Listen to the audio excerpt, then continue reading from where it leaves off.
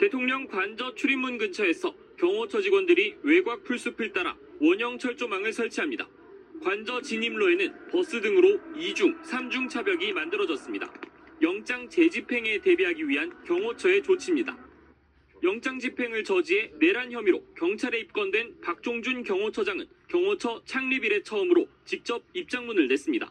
박 처장은 국회의원도 회기 중 체포하려면 국회 동의를 받게 돼 있다며 편법, 위법 논란이 진행 중인 영장 집행에 응할 수 없었다고 설명했습니다.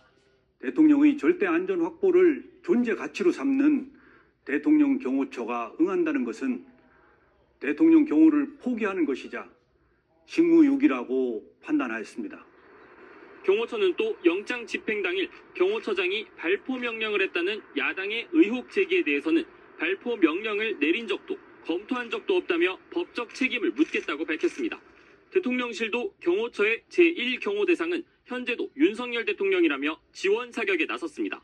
특히 영장 집행 당시 철수한 군과 경찰에 대해서는 즉각 책임을 물어야 한다고 밝혔습니다. 윤 대통령 측은 체포영장 집행에 관여한 오동훈 공수처장과 경찰 등 150여 명을 특수 공무집행 방해 등의 혐의로 고발하기로 했습니다.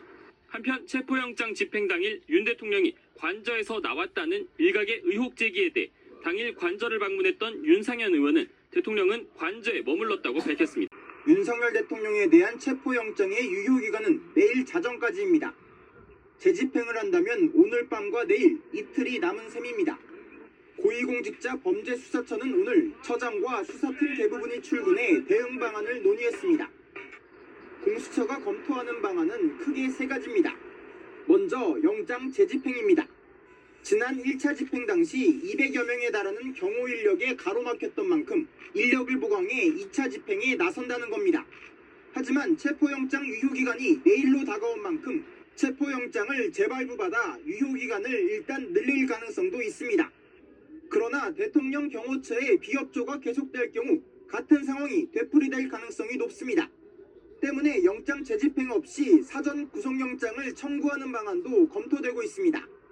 다만 사전 구속영장은 체포영장보다 혐의의 소명 정도가 더 분명해야 하고 발부되더라도 불응 가능성은 여전합니다.